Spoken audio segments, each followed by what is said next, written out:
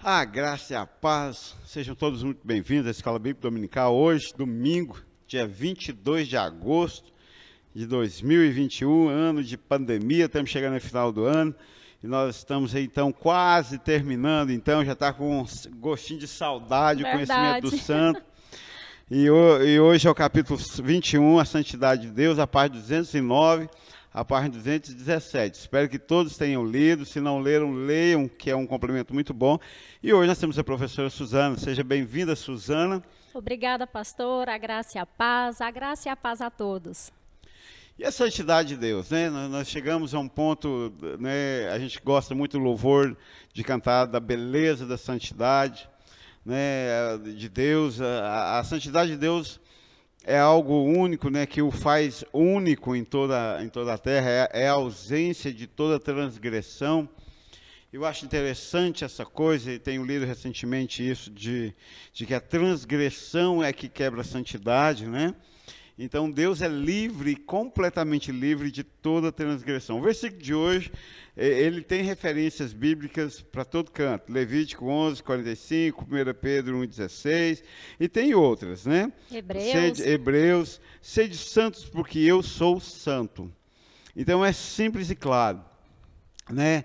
Esse versículo, a princípio, quando a gente é mais neófito ou leigo, ele dá uma certa opressão, porque dá a impressão que a gente deve ser santo como Deus é santo, e a gente já sabe que é impossível. Então isso nos oprime e dá aquela impressão de que nós nunca seremos agradáveis a Deus, né? Agora as traduções, inclusive, estão melhores, né? Como diria o pastor Carlos, estão desenvenenando os versículos. Não é mais sede santos como eu sou santo, mas porque eu sou santo. Então nós não temos que ser santo como Deus. Nunca iremos equiparar nossa santidade à santidade de Deus, mas nós somos santos porque somos separados por Ele, com falhas, com pecados, mas ainda assim, se fizer um raio-x, né, um teste de DNA, vai dar de santo, né? Vai ver santo por dentro. O que a irmã tem a dizer sobre esse versículo? Pastor, aproveitando o que o senhor falou, né, quando nós somos neófitos, né, nós somos oprimidos, né, por esse texto, né, ficamos desesperados. Mas é interessante, parafraseando Paulo, quando nós olhamos as cartas de Paulo, ele fala assim: o que a santidade de Deus exigiu, a sua graça supriu, né? Como eu disse, parafraseando. E nós aprendemos isso na caminhada, né? No início, enquanto neófitos, ficamos desesperados, às vezes queremos desistir.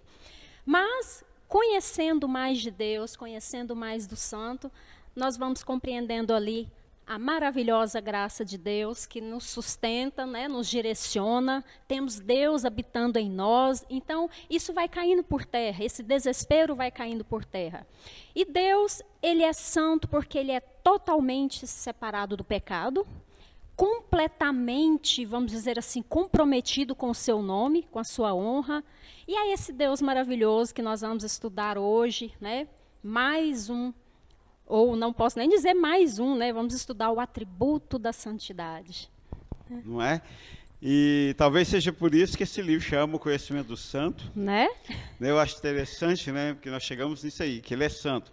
E outro fator é que esse livro tem uma edição antiga com outro título. São os mesmos textos, os mesmos capítulos, até o PDF que de vez em quando eu ponho aí, o outro título, é Mais Perto de Deus. Eu acho interessante que esses capítulos, eles nos levam para perto de Deus, porque trazem um conhecimento. Então, os dois títulos são bastante apropriados, né? Tanto Mais Perto de Deus, como o conhecimento do santo.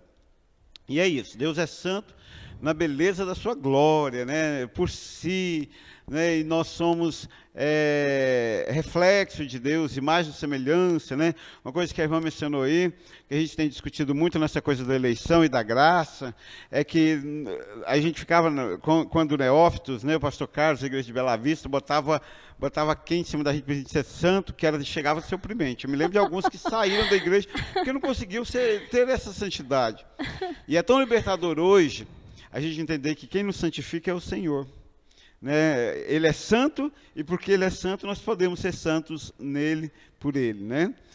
Ponto 1, página 212, chegando ao fim do livro, e diz assim: somente o Espírito do Santo, ou seja, de Deus, pode transmitir ao espírito humano o conhecimento do santo. Tem um versículo de Provérbios, que eu ia falar assim, fala qualquer, né? Mas sem dica nenhuma não tem jeito, né? O versículo de Provérbios que eu gosto mais, e que eu tento explicar ele, quero pregar sobre ele um dia, mas para isso eu preciso estudar sobre ele, que diz assim: o espírito do homem é a lâmpada do Senhor. O que já se sabe, que já me contaram, é que nós fomos criados assim, 3 partes. Somos tricotomistas. Que os dicotomistas se manifestem, né, pastor? Sem querer levantar o Tiago Lucas da cova.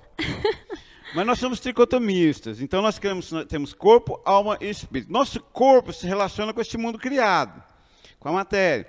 Nosso espírito se relaciona com Deus. Mas como espírito e matéria é muito divergente, a alma é o elo entre os dois. Por isso que quando a Bíblia diz que quando o homem morre, o corpo volta ao pó, que o Deus, o espírito volta a Deus, que o Deus, e a alma não tem paradeiro. Dá-se entender que ela se desfaz com a morte, que são as emoções, tudo, enfim. Então o espírito do homem é a lâmpada do Senhor. Então eu sempre entendo esse versículo como Deus se comunica com nós, não é através da minha mão.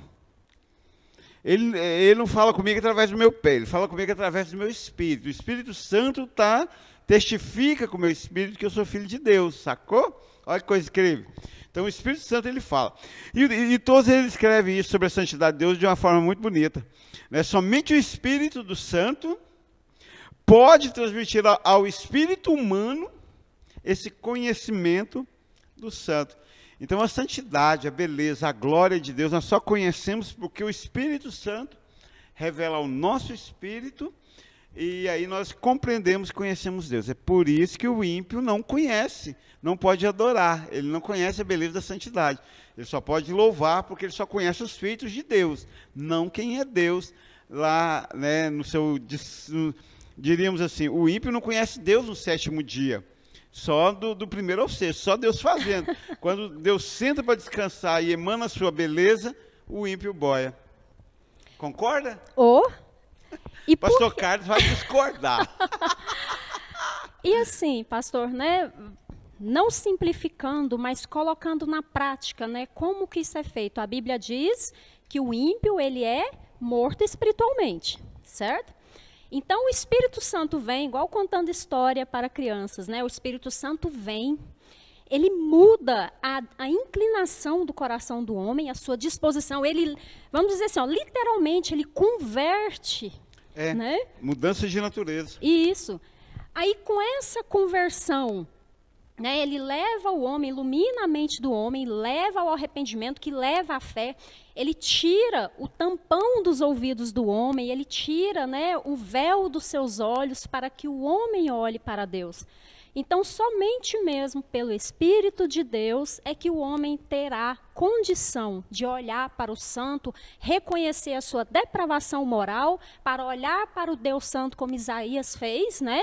Ali, ele reconheceu, quando ele viu a glória de Deus, ele reconheceu, né, a sua pecaminosidade, a sua depravação, e eu creio, na mesma analogia com Isaías, será no dia da ira do Cordeiro, quando os ímpios olharem para a glória ali do Filho, né, na ira do Cordeiro, eles olharão para si mesmos e reconhecerão o quão merecedores são do inferno. E é interessante porque é assim, só o Espírito de Deus pode revelar ao espírito do homem que ele é santo. Então aí nós somos calvinistas sem tanto, trincando. Então assim, a olho nu, então não precisa nem evangelizar, porque só Deus revela. E recentemente o pastor José Deus pregou um sermão sobre a herança, a nossa herança em Cristo. E eu estava pensando nisso, sobre como é prazeroso quando nós entendemos que Ele que nos revela, ouvir sobre a salvação. Estou lendo um livro do Joel Bick, e ele diz que a certeza de que só Deus se revela ao homem, que nós nada podemos fazer, nos enche de alegria de falar da salvação. Verdade. Eu acho interessante, porque essa matemática eu não conhecia. Eu tinha um rancho arminiano do pastor Carlos, lá de Bela Vista, Goiás, né, que a gente tem que pregar, que se a gente não pregar, o homem não tem oportunidade de escolher. Então vira uma opressão pregar. Quando a gente cai no calvinismo, nessa beleza do Espírito Santo, revelando o Deus Santo a nós, pecadores, a pregação deixa de ser uma opressão e passa a ser uma grandeza, uma fala aberta e prazerosa sobre o Espírito de Deus, né? Sobre a grandeza da salvação em Cristo Jesus. E quando o homem compreende isso, o servo de Deus compreende isso, ele exclama igual Paulo exclamou: ai de mim se eu não pregar o evangelho. Ou como Isaías, já citado, exclamou: ai de mim que sou homem de lábios impuros. Como é que eu vou falar tamanha grandeza tendo os lábios impuros, né? Mas a glória de Deus é quem purifica os lábios, é quem nos faz aptos para anunciar, e é Ele que nos chama, né? Muito bem, na página 215.2, santo é como Deus é. Viu? Matemática absoluta? Santo é como Deus é. Não lhe faz necessário seguir um padrão. Nós temos que dar os pulos, né? Até já vivemos sob regras, né? Para ver se a gente era mais santo. Mas Deus não, Ele é. Ele é absolutamente santo, com uma infinita e incompreensível pureza, que não pode ser nada além de completamente pura. Então Ele é, né? A grande revelação de Moisés: eu sou o que sou. Ou seja, Ele é santo porque Ele é santo. Ele não precisou se santificar. Ele não precisou deixar isto ou fazer aquilo para ser santo. Ele é, na essência, santo. E absolutamente e infinitamente incompreensível essa beleza, essa santidade, essa glória, né? E ela é também pura. Ou seja, Deus é santo tão somente porque Ele é santo. A Bíblia diz que Deus ele é a origem e a fonte. Né? Então, a santidade é o ser dele, né? Originado nele, e ele é a fonte dessa santidade. Aí tem um texto em Abacuque que ele fala como seus olhos são tão puros que não podem contemplar o mal. E aí, como, pastor? Eu fiquei pensando assim, né? Estudando a lição, por mais que nós sejamos, né? Regenerados pelo Espírito Santo, né? Estamos no caminho da santificação ali, de glória em glória e tal. Como seríamos capazes de compreender a santidade de Deus, né? A ponto de dizermos assim, fechou aqui. Impossível, né? Impossível para o homem que é, né, pecador, impossível mais ainda para o ímpio que não busca conhecer a Deus. E a santidade de Deus, ela é a santidade, pura, né?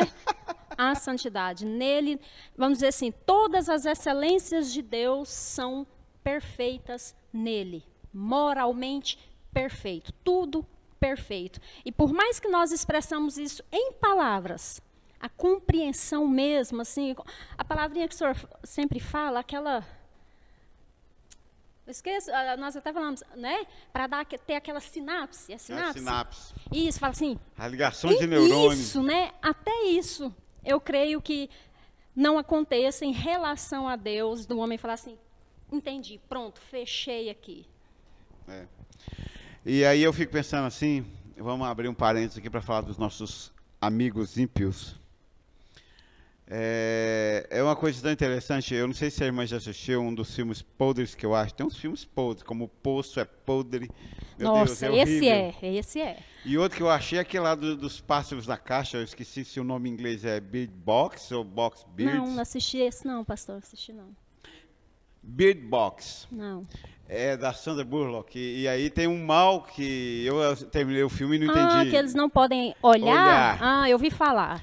E eu acho interessante porque às vezes o ímpio ele tá também na caixa, né? E ele não consegue, ele não vê. E por quê? Porque nos atrai. Quando a gente fala que Deus é santo, santo é como Deus é, ou seja, eu sou o que sou, a grande revelação de Deus em Cristo e tudo, Deus Emmanuel e tudo, tem um poder de atração em mim. Então eu pego um livro. E eu não estou falando que todo mundo tem que ler, não. Ler é um dos vieses de conhecimento.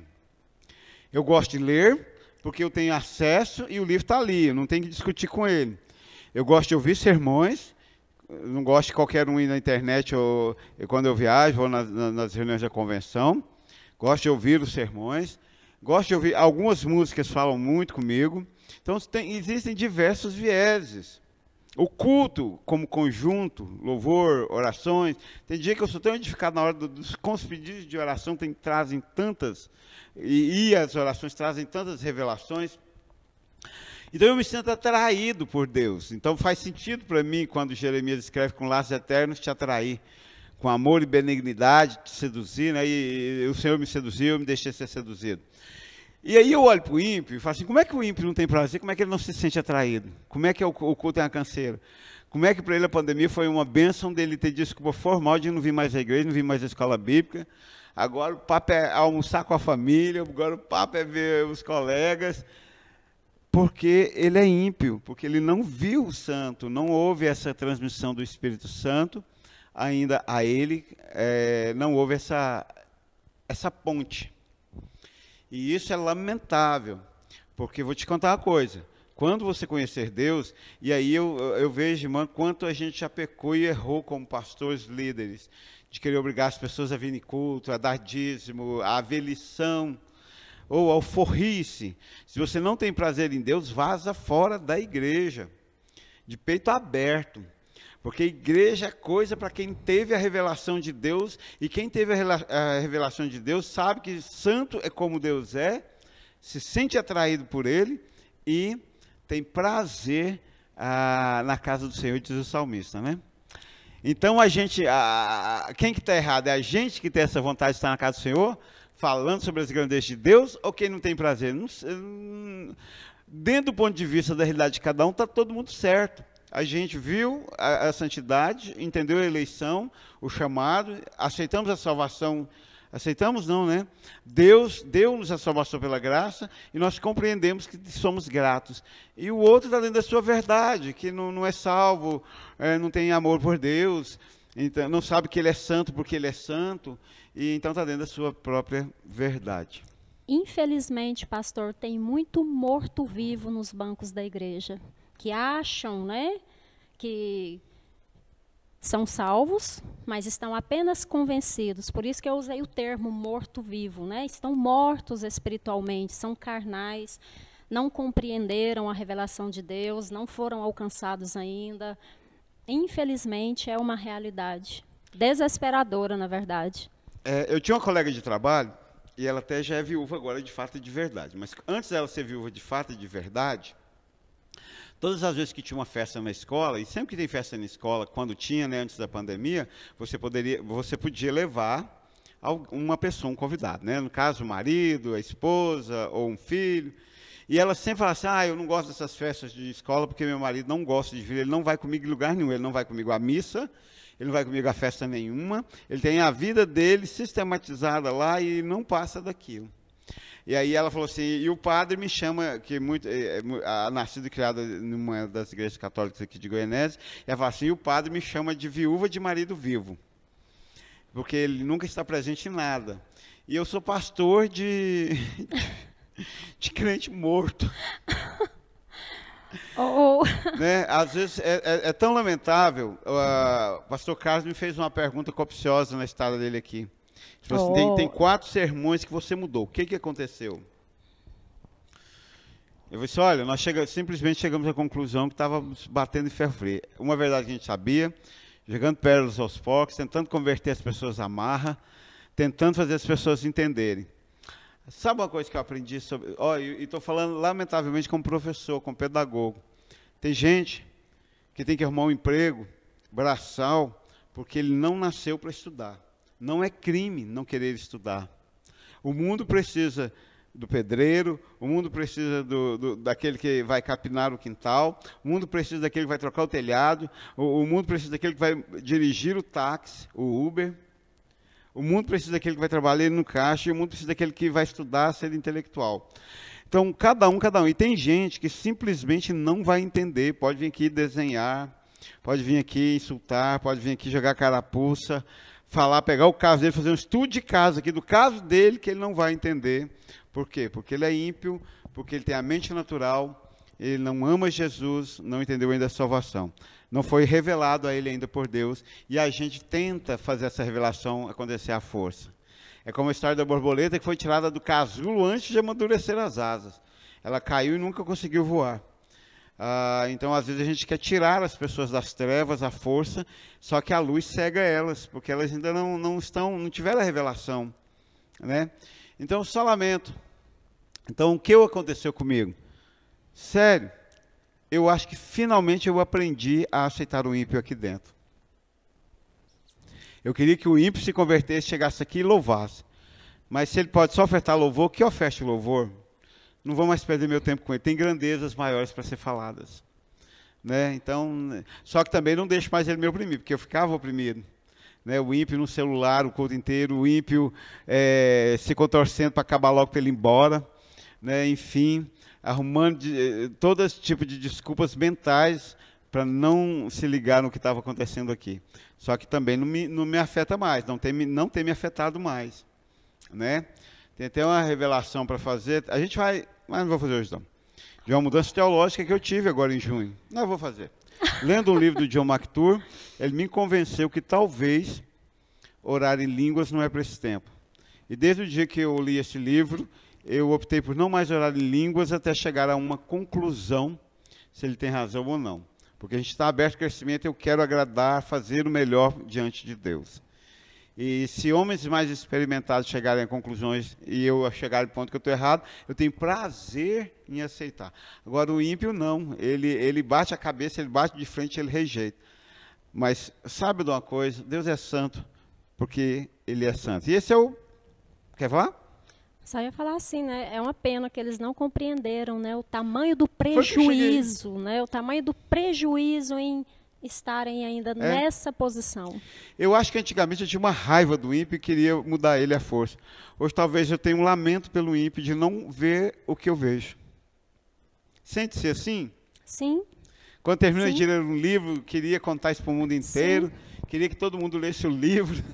Sabe quando o senhor vai assim, igual o senhor vai assim, igual o pintinho no lixo, assim, né? E vai contar aquilo que te impactou, aí você vai transmitir para a pessoa, hã? Desse tamanho. Quando eu terminei de ler o Peregrino, foi incrível, porque eu já tinha lido o Peregrino no passado, mas não deu ideia, não. Deu liga, não. Quando eu terminei de ler o Peregrino agora dessa vez, falei, gente, eu queria ter um pendrive com o Peregrino e ter uma entrada de USB na cabeça de todo mundo, só chegar e enfiar.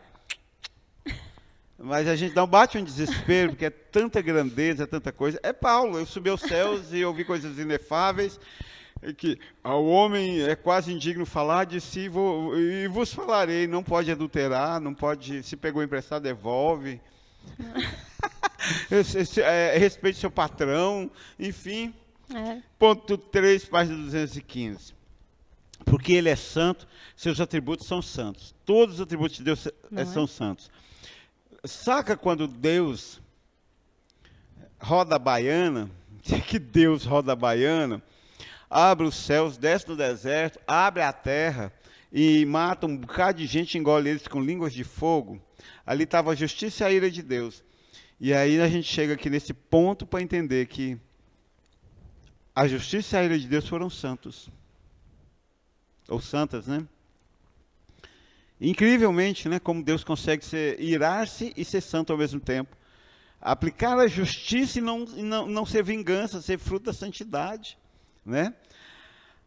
Ou seja, qualquer coisa que pensemos pertencer a Deus deve ser considerada santa. E aí? O senhor me fez lembrar dos filhos de Arão, né? Que foram mortos ali porque ofereceram fogo estranho. Aí Deus fala assim que ele se mostrará santo, né? Ali para as pessoas, para a comunidade, para o seu povo, né? Não é? E aí, pastor, é interessante, alguns estudiosos chamam, né, a santidade de o atributo dos atributos. Por quê? Eles falam assim que a santidade, ela permeia, ela dá brilho aos demais atributos. Então, o amor é santo, a justiça é santa, a ira é santa.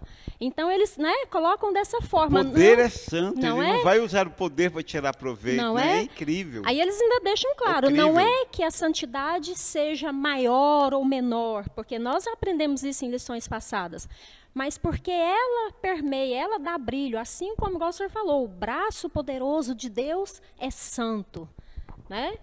E essa é a santidade do nosso Deus, esse é o nosso maravilhoso Deus, pastor. Aí eu fico, chega a, como diz pobre, eu chego a arrupiar. É sério, assim, sem ira. Aliás, até com dor no coração. Eu acho que eu estou começando a entender o que Paulo dizia. Eu sinto dores de parto por esse povo que não se converte logo. Parece que está quase nascendo, mas não nasce. Alguns são abortados, né? Não conseguem nascer. Mas eu lamento muito meu coração, você que está vendo essa lição, e você sabe que é você, e que não viu Jesus ainda. Eu acho muito lamentável, porque é muito glorioso conhecer Deus, servir Jesus Cristo, é um prazer muito grande servir a Cristo por gratidão. Né? Meu Deus, como foi libertador essa pandemia, tanto o livro, né? O único lamento que eu tenho é quando isso acabar, é que nós vamos ter menos tempo de novo, mas ainda assim, como é prazeroso ter conhecimento, ter a liberdade da graça, né? Eu não preciso comprar a minha salvação, isso me dá um descanso de servir em gratidão, mas o ímpio não tem esse descanso, porque ele está tentando ser justo, né? Está tentando ser bom, se comparando, né? Fazendo comparações, tentando rebaixar o próximo para ver se sente um pouco mais aceitável. E Deus não está nessa vibe, Deus não está Deus não está nessa mão. Né? Ele está dirigindo noutra mão, noutra direção. Então, assim, o que a gente precisa é achar a direção de Deus, a mão de Deus e andar nesse caminho. Né? É engraçado porque Goiânia está de perna para o ar. Eles estão fazendo VLT, uma coisa assim. Lá no Rio já tem, é o transporte rápido, ônibus em trilhos. No Rio de Janeiro eu conheci lá. É um metrô, só que céu aberto. Goiânia está implantando. Então o centro de Goiânia está de perna para o ar, está em plena obra. Então está tudo mudado. O GPS, tipo o GPS do meu carro, que não é atualizado, ele não consegue andar lá no centro, porque ele vai te mandar entrar numa mão errada. E não tem desespero maior quando você está numa cidade desconhecida, você entra de muito movimento, você entra numa mão errada. É muito difícil fica difícil para você pegar a mão, você não consegue dar ré, você não consegue ir para frente, você não consegue manobrar. E quando você, meu querido, está dirigindo a mão errada de Deus, você fica assim. Você não dá conta de virar, você não dá conta de manobrar, você não dá conta de pegar, é loucura. Né? Você tem que parar, achar a saída. E a saída é Jesus Cristo da cruz do Calvário. Jesus Santo, revelando Deus Santo, na sua santidade, em toda a sua glória, em toda a sua majestade. Não é? O senhor me fez lembrar de novo do peregrino que o senhor falou agora. Enquanto muitos estão na mesma caminhada do peregrino, né, se livrando dos fardos pela graça da cruz, outros estão no caminho inverso, colocando fardos sobre si, até chegar ao ponto deles estagnarem, pararem, porque não vão conseguir carregar o peso. Não é assim que se achega a Deus. Né? E simplesmente ou desistem, ou desesperam mais ainda, não encontram a luz, não encontram a graça, não descansam na graça. Infelizmente, pastor. Ponto 4, página 215. Deus é santo e fez de sua santidade a condição moral necessária para a saúde do seu universo. A presença temporária do pecado no mundo somente acentua isso. Tudo que é santo é saudável. O mal é uma doença moral que acaba por levar à morte. A teologia secular, nascida aí depois da Segunda Guerra, mas o ateísmo, tão propagado aí por tantos pensadores, de certa forma, tem em uma de suas raízes o pensamento de que se Deus realmente fosse santo e poderoso, o mal não teria entrado no mundo. Eu achei interessante essa fala de Tozer, que o pecado no mundo, não desconfigurou a santidade de Deus, só acentuou a santidade de Deus. E eu acho bom quando você pensa uma coisa, mas você não sabe conceituar, e de repente Tozer vem e conceitua. Aí você olha para a criança lá, vamos no caso bem recente no Rio de Janeiro, né, do menino que foi morto pela mãe, pelo padrasto, e o pai, de certa forma, ficou ali no vácuo. Enfim, você olha para tudo isso, você fala, aí uma forma da sociedade não sofrer tanto dano é amenizar e dizer que ele é um anjo agora, e nós já sabemos que o processo é outro caminho, não é assim. Mas, enfim, a gente olha para tudo isso e diz assim, por que Deus deixou acontecer? O homem ímpio, você ímpio, é essa a sua pergunta. Por que Deus deixou acontecer? Nós, os que somos salvos, já sabemos, Deus não deixou acontecer. O homem, no seu pecado, sendo dirigido pelo mal, acabou por fazer. Mas Deus não está lá no trono. Faz isso, pode fazer. Para ver o que dá. Não, ele está lá, não faça. Olha como eu sou santo, como eu sou amor. Eu queria que fosse diferente. Então o homem tem poder de escolher? Poder moral tem. Eu adorei a definição de Martim Lutero e do Joel Bick, de que o livre-arbítrio, nós não temos livre-arbítrio, nós temos arbítrio. Nós podemos julgar algumas coisas, mas não é livre. Até o pastor Carlos chegou à conclusão que a Suzana não concordou quando ele afirmou catedraticamente que existe o livre-arbítrio. Eu falei assim, então é dois, porque eu também não concordo. Então nós não temos livre-arbítrio, nós temos arbítrio. Eu posso escolher matar a irmã, eu posso escolher matar uma pessoa, eu posso escolher ir a Goiânia amanhã, eu posso escolher matar o meu filho, mas eu não posso escolher entrar no céu ou não. Aí já é uma escolha de Deus. Em relação à salvação, não é escolha humana. Em relação moral aqui na Terra, então eu achei interessante que a santidade é a condição moral necessária para a saúde do seu universo. Então, se não fosse a santidade de Deus para dar o contrapeso de lá, pensa onde é que a humanidade estava. Porque o que ainda nos freia um pouco? A santidade de Deus. Se Deus fosse realmente incapaz, como dita a teologia secular, ou morto, como diz os ateístas, pensa a situação que a humanidade não estaria. Porque nós, tendo Deus como pêndulo, como contrapeso do outro lado, a sua santidade, nos chamando a essa razão de sermos humanos, né? Inclusive alguém disse isso, que você não ensina o gatinho a ser gato, você não ensina o cachorro a ser cachorro, ele nasce sabendo, mas o ser humano você tem que ensinar ele a ser ser humano. Né? É o fim da humanidade. Né? Então, pensa onde que a humanidade estaria se não fosse o contrapeso da santidade moral, a condição moral da santidade de Deus sustentando o universo. Né? Pastor Carlos, não é o conceito total que eu não concordei. Vou usar os mesmos exemplos. O exemplo, né, do pastor João em ter convencido o pastor Carlos a cortar o cabelo.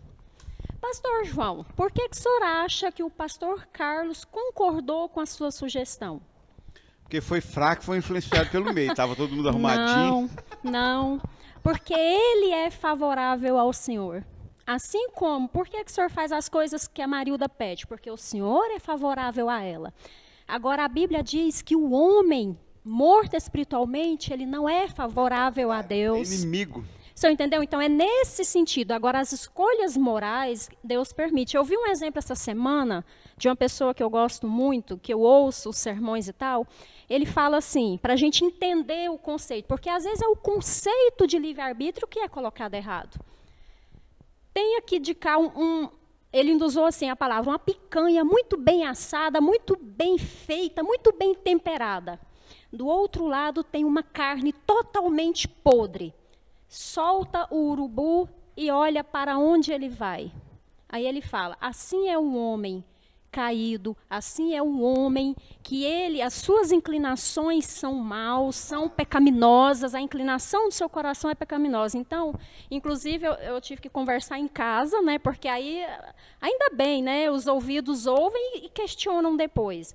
Aí eu falei, olha, igual o senhor falou agora, a questão do livre-arbítrio, que quando a gente fala, é a nível espiritual, é a nível de salvação. Não estamos falando das relações terrenas, estamos falando, né, de salvação, da graça de Deus, e tudo é por Deus. Deus é soberano do início ao fim, da eleição até a perseverança do crente. Se eu estou firme é pela graça de Deus, nada em mim contribui para isso.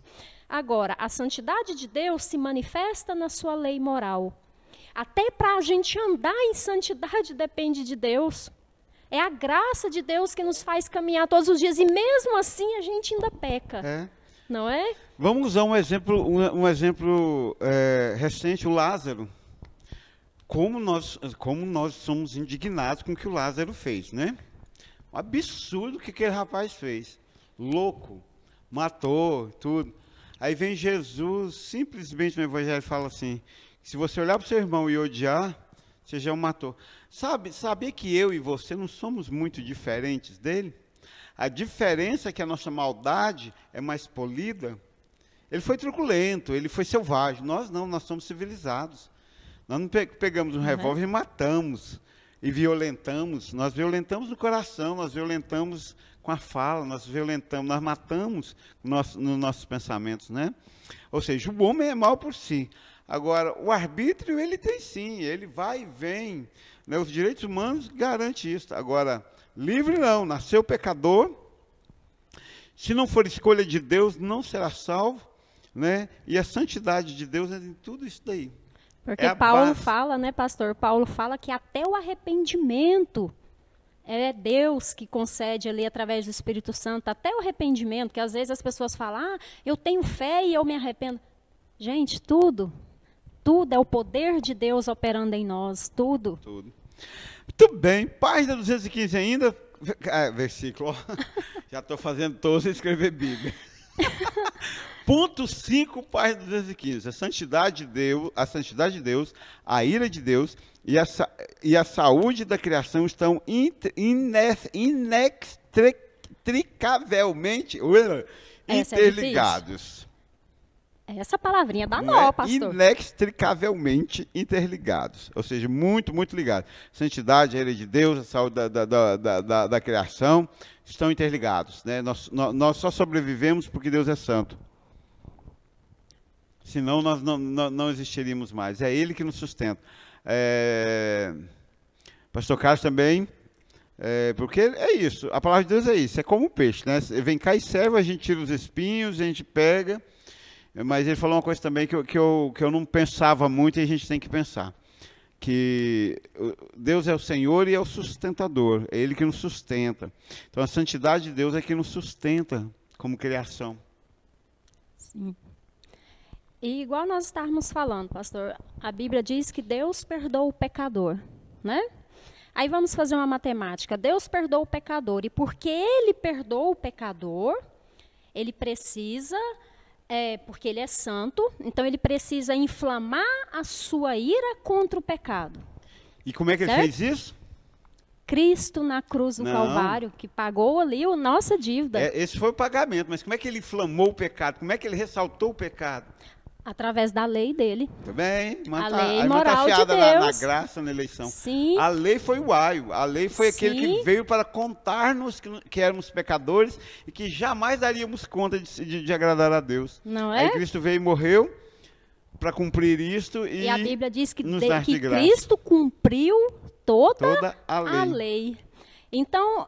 Aí quando Deus manifesta a sua ira, né, igual a saúde da criação, aí o Tozer ainda fala assim, né, que muitos eventos históricos, né, tragédias, o dilúvio, Sodoma e Gomorra, a própria expulsão de Adão do jardim, né, a ira de Deus sendo manifestada, pecou, né, nós já falamos que a misericórdia foi manifestada, a justiça, mas a ira de Deus. E quando nós vamos olhar, né, e falar, é interessante porque Tozer não colocou a ira de Deus como um atributo ali didaticamente, né, ele colocou junto com a santidade, outros autores colocam separado. Aí quando nós vamos olhar a ira de Deus manifestada, né, em Cristo na cruz, é que nós podemos compreender um pouco a oração no Getsêmani, né? A ira de Deus, Cristo ali sabia que a ira do Pai seria aplicada sobre ele, e era a ira de todos os pecados, passado, presente e futuro, né, dos filhos de Deus, seria aplicado a Cristo, e ele sofreu ali. E é interessante, pastor, porque Deus, ele trabalha de uma forma, às vezes nós pensamos que o problema é só o pecado, mas não, o problema é o pecado e a ira de Deus pelo pecado. Os pecados foram resolvidos na cruz, né? A ira também. Mas os ímpios, além disso, eles terão a ira de Deus aplicada no inferno, porque a ira de Deus é eterna. A Bíblia diz que Deus se ira todos os dias. Eu não lembro agora a referência, mas eu sei que tem. A Deus se ira todos os dias. Vamos descobrir. Não é? Ou seja, a ira de Deus, o ódio de Deus pelo pecado, ele é eterno. Assim como ele ama tudo que está em conformidade com a sua lei. Então, a realidade do inferno, ela é igual à realidade do céu, é eterno. O inferno será eterno, o lago de fogo será eterno, e ali será manifestada, vamos dizer assim, né, didaticamente, a ira final de Deus. Estará lá, e nós com Cristo na cruz, né, por Cristo na cruz estaremos no céu, livre da presença do pecado. Não é? Muito bem, então está aí a santidade de Deus, e vejam, marque seu sim, e revejam se for o caso, porque é muito prazeroso falar e ouvir das grandezas de Deus, né? Deus abençoe os irmãos, a graça e a paz, marque seu sim, e foi um prazer estar com a irmã. A graça e a paz, pastor, a graça e a paz a todos. A graça e a paz.